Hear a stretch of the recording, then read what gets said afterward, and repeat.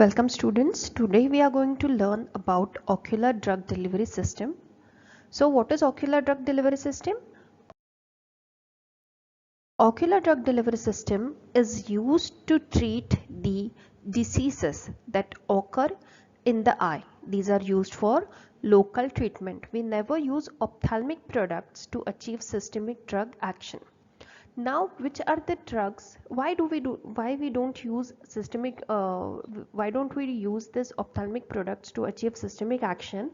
The major reason is that to get the systemic effect, we will have to use a very high concentration of the drug. Okay, so if that much high amount of concentration of drug is instilled into your eye, then there is a chance that due to such high concentration there might occur damage to the eye surface or the cornea. So we never use ophthalmic products to achieve systemic effects.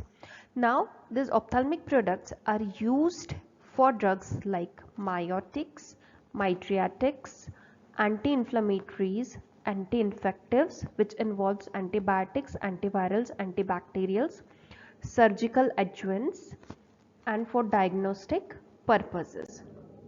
The human eye is highly sophisticated and very sensitive organ. Okay, now why it is highly sophisticated? Because it is very distinctively structured. Okay, the anatomy and physiology of the eye is built in such a way that it does not allow any foreign material to reside on it. Okay, so the formulation being a foreign material for the eye, the eye surface or the complete eye is going to act as a barrier for penetration of the drug through the eye. Okay, so it is very difficult site to target.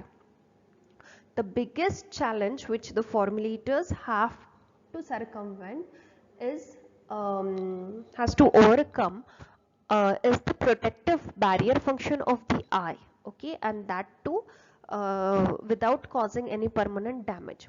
So another difficult mission of the formulators is to prolong the residence time of the formulation on the eye, so that maximum amount of drug will be permeated. Now why it is a challenge? Because in our eye lacrimal fluid is constantly being secreted and the film is constantly being renewed. Okay, so its renovation time is very small.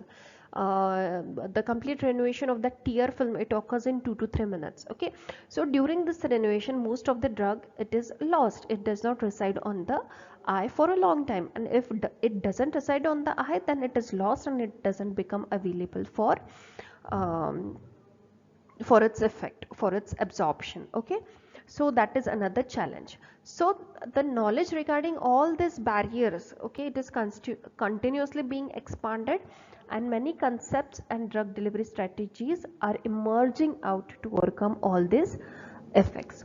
Now let us see in detail the anatomy and physiology of the eye.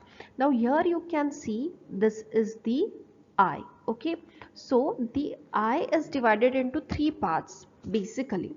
The outermost region of the eye, okay, it is called, on the front side it is called as the cornea, so you can see over this, and on the posterior side it is called as the sclera. Now the second layer here it is called as the iris on the interior side, and on the posterior side it is called as choroid, and here the innermost part is the retina.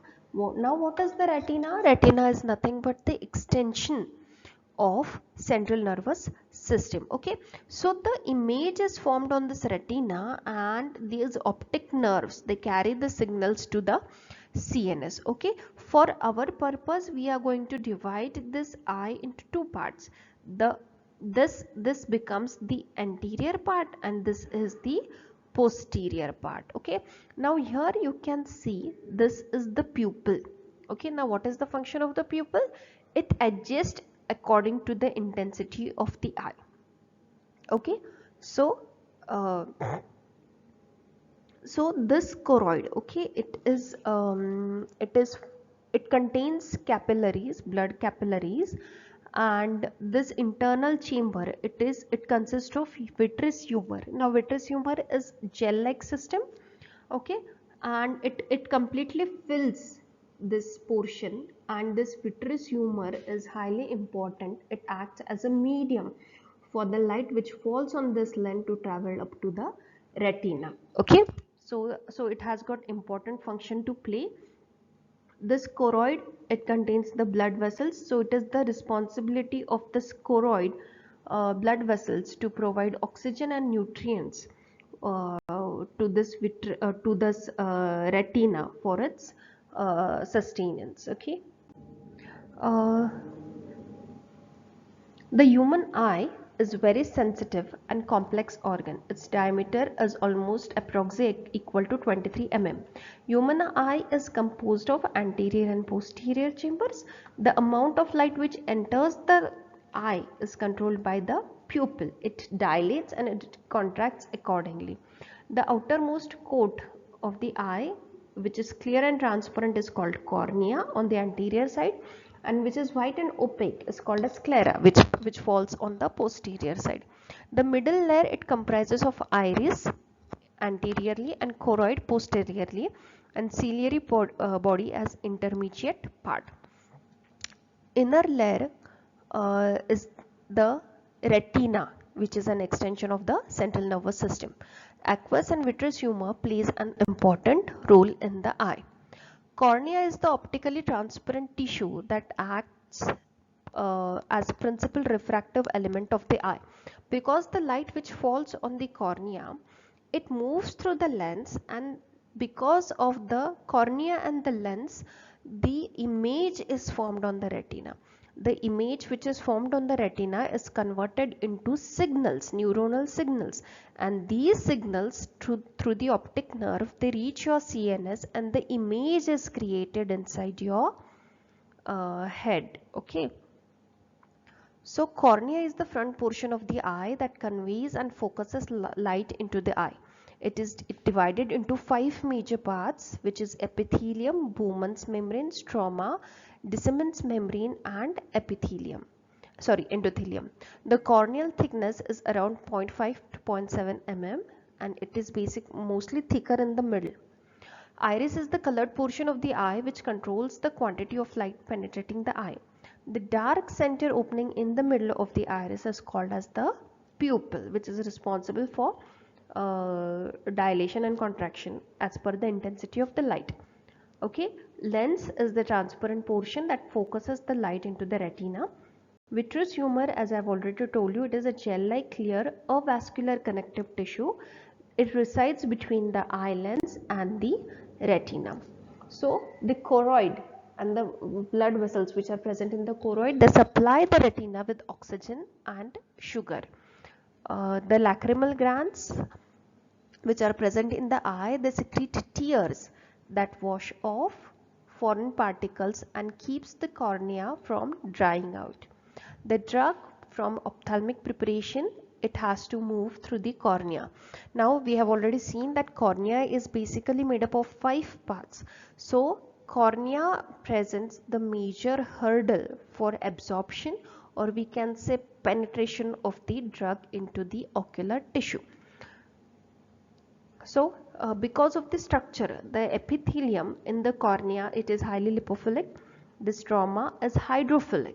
Okay, so because of this lipophilicity and hydrophilicity, this cornea can be said to be equivalent to fat water fat structure. Okay, so now for any drug to move through this cornea, it should have sufficient hydrophilicity as well as lipophilicity. Okay, so penetration of non-polar compounds through cornea, it depends on their water partition coefficient. So this is the eye. Okay, so you can see here, this is the light which is falling on the eye, this is cornea, and this is the lens. Okay, so now from here the light, it travels through the cornea, it falls on the lens, and then an image is created on this retina. Okay, so that image will be converted into nerve signals, and those signals will be carried through this optic nerve to your CNS. Okay, so cornea and lens focuses light on the retina, which is converted to signal, and then it is sent to the brain, and where you get the image of any object. Okay, so this was the part 1, which basically dealt with the anatomy and physiology of the eye. So now next we will see how the barriers are going to act in part 2. Thank you.